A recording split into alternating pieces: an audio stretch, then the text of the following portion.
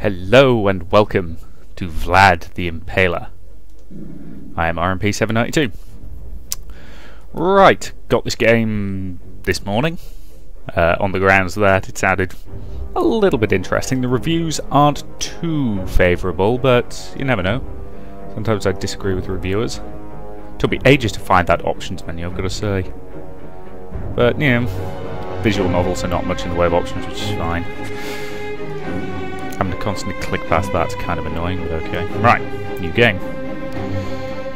So, 3 available classes. As the explorer, you have knowledge of the land, you are fast, on target, and adventurous.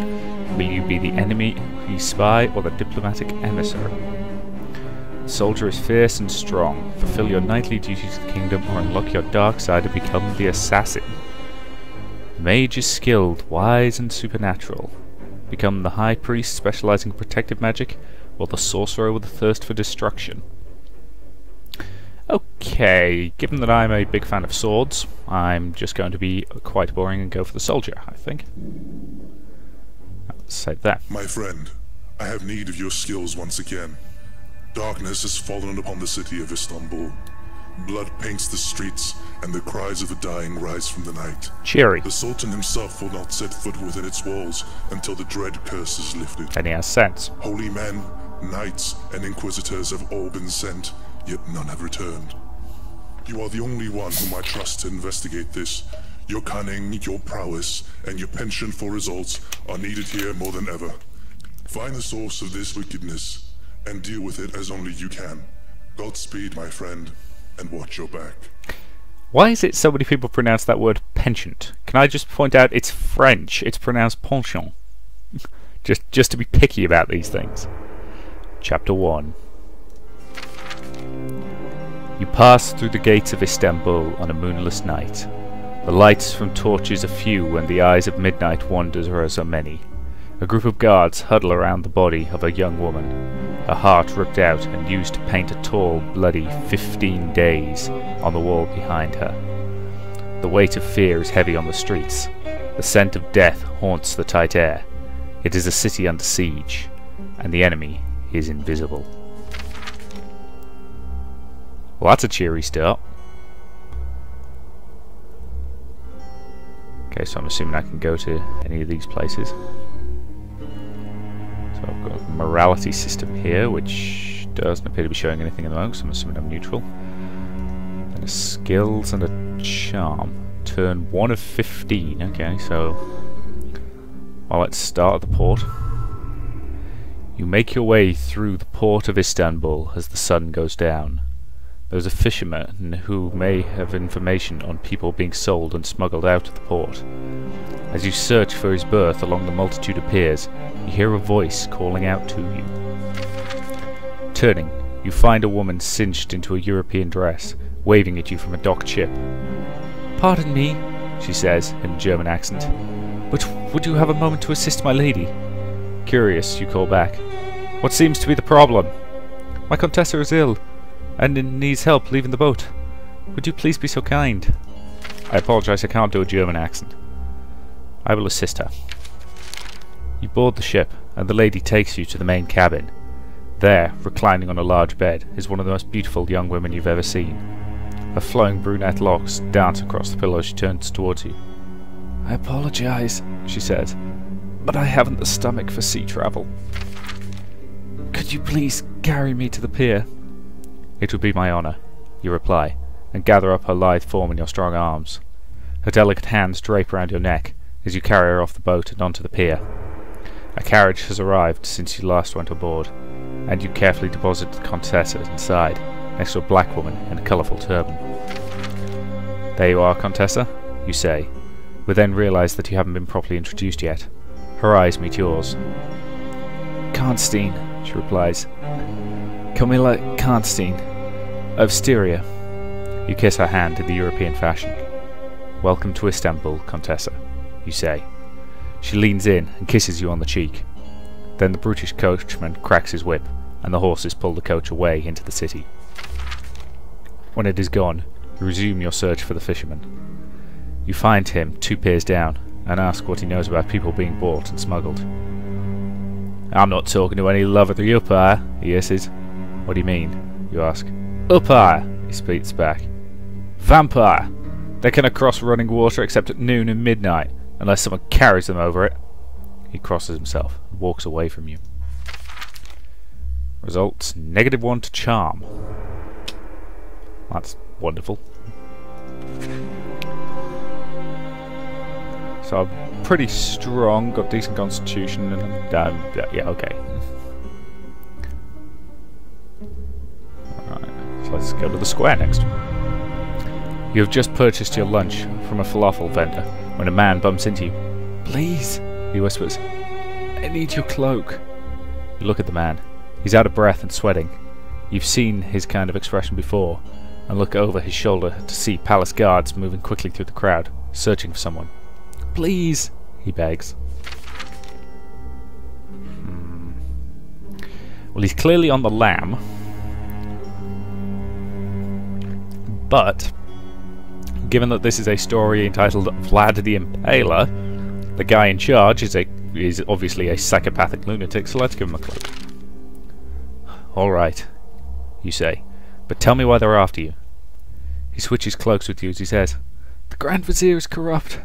The Sultan charged him with rooting out people behind these killings, but he's taking money from them in order to look the other way. You have proof of this? You ask, tossing the man's cloak away.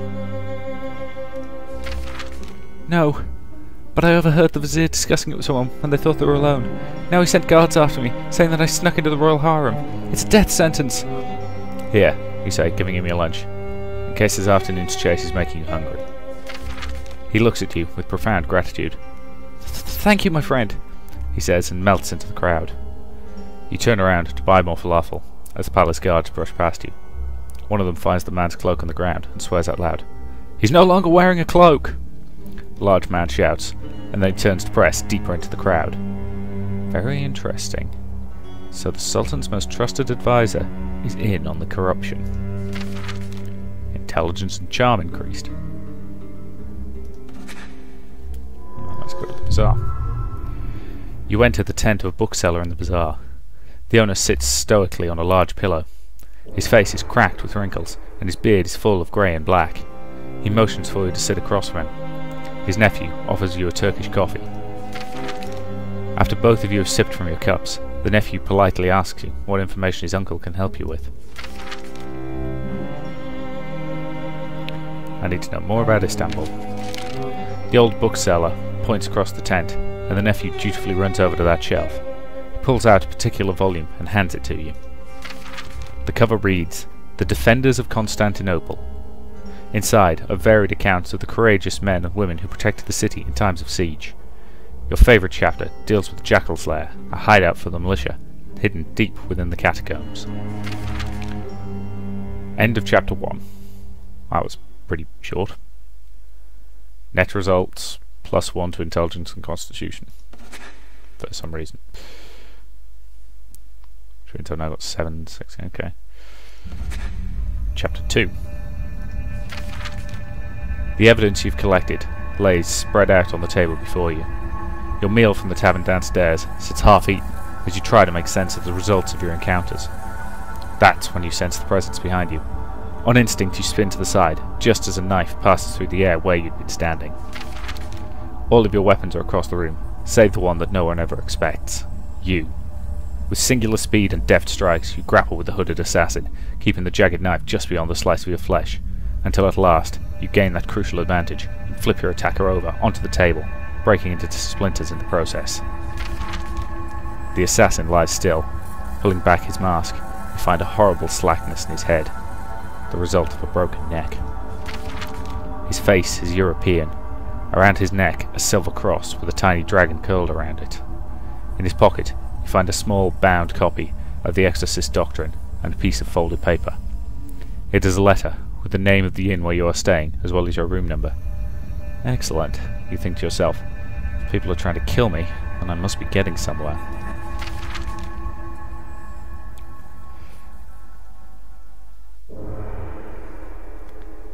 Okay, so we heard something about the catacombs. So, is this game only going to be 15 turns long? Because, well, yeah, frankly, the previous turns have been pretty short. You descend into the catacombs beneath the city. It quickly becomes apparent that you are in a twisting maze of light corridors that may well stretch on for miles. Everywhere around you, the dead lay in row after row of endless shelves and alcoves. As you wind your way down the paths of the dead, you become faintly aware of a high-pitched chirping sound. At first, you think it may be rats. Then, you turn around. Before you can react, you're engulfed by a swarm of bats filling the corridor. Their chirping is disorientating. The beat of their wings surrounds you. As you sway, you catch a terrifying flash of a maniacal laugh as they pass. Worst of all, the wind from their 1,000 beating wings snuffs out your torch.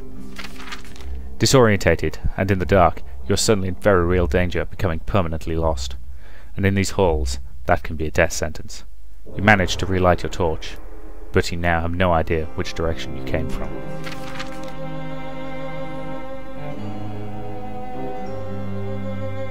Okay, we've got to press on. Your days in the Legion were filled with bad situations, and you've long since learned to keep your head when in trouble. You read the terrain, and as you wander, you look for clues of people's passing. You use your torch sparingly, and always check the flame for signs of a breeze. Eventually, your clue hunting pays off, and you emerge back into the city.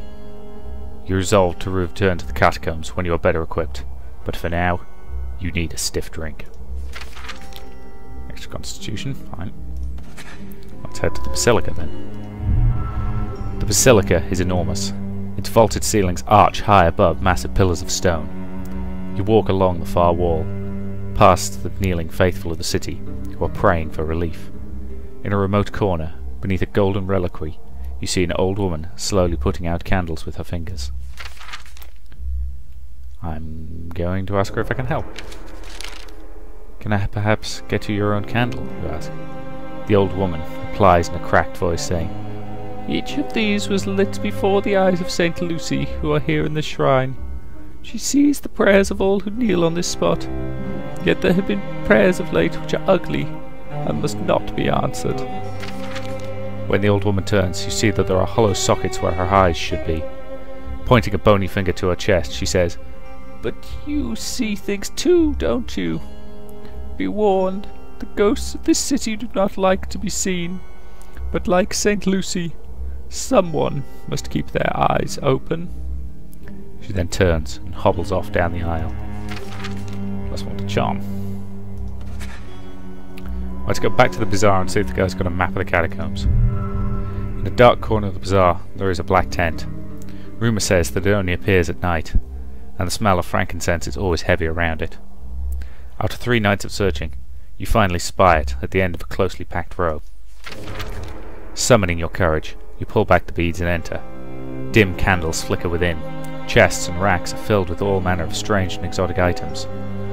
The thick incense begins to make your head swim as you peruse jars with tiny creatures inside, books with strange covers and ornate boxes, all locked with tiny keyholes. "What is it you seek?" comes a sinister voice. You turn to find a man in black robes and a black turban suddenly standing there. Something about his eyes seems wrong. "What is this place?" you ask. "Who are you?" The man in the turban says, "I am a merchant like any other, but I only raise my tent in a place that has fallen far enough into darkness for my wares to be traded.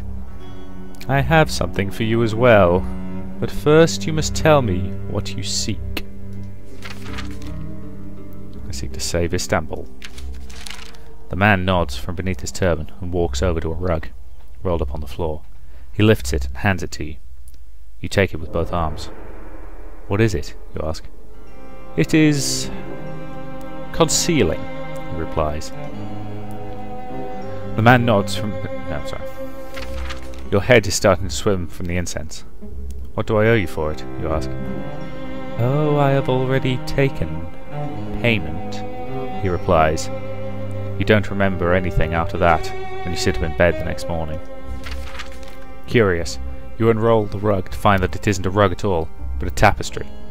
"What in the hell do I do with this?" you wonder out loud. I've lost point of intelligence. Oh, that's the end of chapter 2. Okay.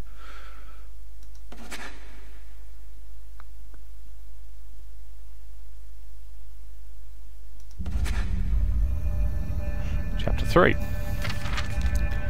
The orphan with the eye patch scurries soundlessly across the dark rooftops to where you are perched.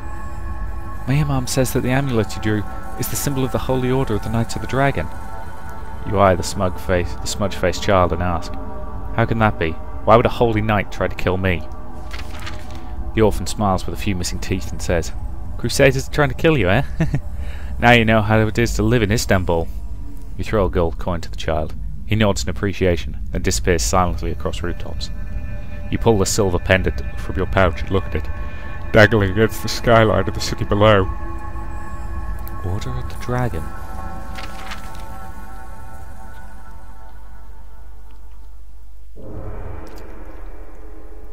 Okay. Now let's head to the palace next we can. You have received an invitation to the birthday party of Prince Bazid II at the Sultan's palace. It is a grand affair, with every possible luxury at arm's reach. Looking at all the wealthy nobles and extravagant food, one would hardly think there was a plague of darkness befalling the city outside. You watch as the 16-year-old prince is showered with gifts and affection by every person imaginable. But throughout the course of the party, you can't shake the feeling that you are being watched. In fact, the Grand Vizier seems to be keeping a not-so-subtle eye on you. You are considering leaving when a large servant approaches and hands you a card. It says, ask no questions and follow this man. Lead the way. You follow the large man out of the party and down a hallway. You're just about to think better of your actions when he opens a door into a dark parlour. You cautiously enter, and he closes the door behind you. For a moment, nothing happens. Then you hear a woman's voice. There are men outside, waiting to kill you. Really? You ask. Who are they? Knights, she replies, disguised as assassins. And who are you? You ask. A match suddenly flares to life and lights a lamp. In the growing brightness, you see a beautiful Arabic woman seated on a couch. She's wearing travelling clothes. She waves out the match and looks at you with captivating eyes. I will not tell you who I am, but for your own safety, I can get you out of the palace by a safe route. But you must take me with you. In that moment, you realize who she must be. No, you reply. But I have just saved your life, she responds. I'm a lot harder to kill than people think, you answer back. And I'm not about to smuggle a member of the Sultan's harem out of the palace. She raises her chin. Then I shall tell the guards a foreigner tried to touch me. You see she is holding all the cards. She stands. All I require is an escort, so that I do not appear as a woman alone on the streets of Istanbul. Get me to the docks, and you will never see me again. Despite the fact that she's just put you in a bad situation, you find yourself liking her. Lead the way, your highness, you say. I'm only a concubine, she replies. And only that until we reach the outer wall. You follow her through several back passages, and then across a dark courtyard to a hidden door. She takes you through, and when you emerge on the other side, you are out on the streets of Istanbul. The rest of the way to the docks is tense, but no one stops you. When you get there, she climbs into a small boat, helmed by an old man. Thank you, she says, and hands you a ring. What is this for? You ask. In case we ever meet again. She then smiles, and the old man pushes off from the pier.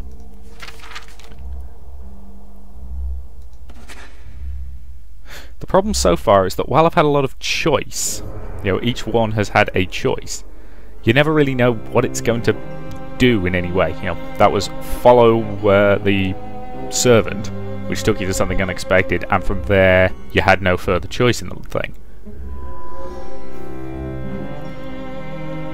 And I have no idea what these stats are affecting, or I can't even tell if my morality has been changed by anything. Right, well, let's head to the square. I don't know, I'm guessing it. You're following a woman through the crowded square. You notice a few blocks back that she's wearing an earring with the symbol of Hecate. It is a symbol that only true witches wear in order to recognize one another. You intend to ask her about the persecutions and witch trials to see what she knows, but asking in a public place could be dangerous. That is why you are following her, because she goes somewhere. A little more. private. However, as you weave through the crowd, a commotion erupts from the other side of the square. A carriage is running out of control through the crowd, its horses in full gallop, and its driver missing. It's been a few years since you leapt onto a speeding carriage, but you might be able to bring it under control. You would, however, lose the witch. Lives are at stake. Grinding your teeth in frustration, you break off from following the witch and run towards the carriage. Leaping up onto the edge of the fountain, you launch your body into the air, colliding with the runaway vehicle. You grapple the side of the coach, managing to scale your way around to the front and into the driver's seat. You reach down to grab the reins and yank backwards, causing the horses to decelerate to a violent stop. Applause rises up from the crowd.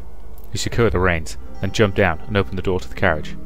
Inside is a young man in rich clothes, no older than 16. He looks terrified and shaken. "Are you alright?" you ask. I is all he is able to say, before a strong hand slams the door shut in front of you. You turn to find a large palace guard out of breath, but no less intimidating. "That will be quite enough," he says, moving you away with a strong hand. "Thank you for interceding in the prince's rescue." You glance back at the carriage, as another guard climbs into the seat and takes the reins. "Prince?" you ask. The guard moves you backwards, handing you a coin purse. "We will take it from here," he says, and then motions for the other guards to move out as an escort around the carriage. As they leave, you look at the coin purse. In your opinion, the money doesn't make up for having lost the witch, but you can certainly take satisfaction in having potentially saved several lives, and ensuring that there is still an heir to the Empire. Okay, so I think I just got an achievement for having a really high morality rating. Still not 100% sure what that means. Does it... Oh, let me guess, it probably turns red if you're being more evil? I'm guessing, but it's not particularly clear. Okay, so, let's try the bazaar again. You're wandering through the Istanbul bazaar, eating a piece from honeyed baklava, when you notice a little girl watching you from a few tents away. She looks as though she's coveting the sticky dessert that is getting all over your fingers. You give her a slight smile of condolence. Then hands suddenly emerge from a secret fold in the tent behind the girl and pull her inside without a sound. Of all the abductions that you've been following in the city, you never thought you'd actually witness one happening. You walk over to the front of the tent, finishing off the last of your dessert. "Welcome, my friend," says a smiling merchant in turban. "Are you in need of a lamp or oil?"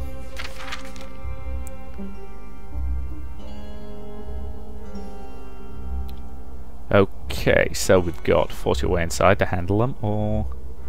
let's go with threatening for a start.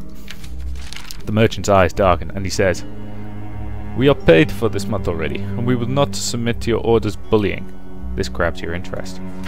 Clearly, someone higher up in the Order is running a protection money scheme, where people who break the law can continue without being handed over as long as they pay regularly.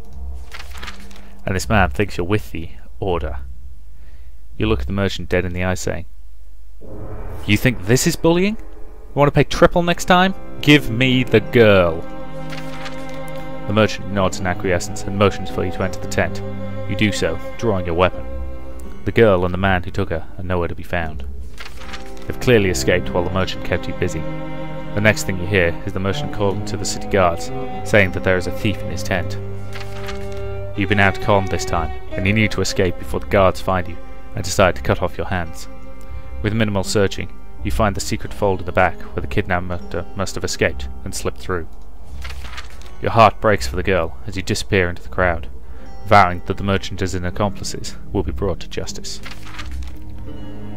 It would seem that your deeds have caused you to build up quite a reputation. People seem comfortable in your presence and offer to buy you drinks at the inn. One particularly keen musician sings a song about the wandering knight. Okay, so I'm now classed as a knight for some reason. Is that because I got the particularly high morality rating? Or what? I'm assuming that's what it is. Right, okay. Yeah, this game's not very good at explaining itself, is it? Either way, that seems like a decent enough point to end this first video. And say thank you very much for watching. I'll see you in the next part.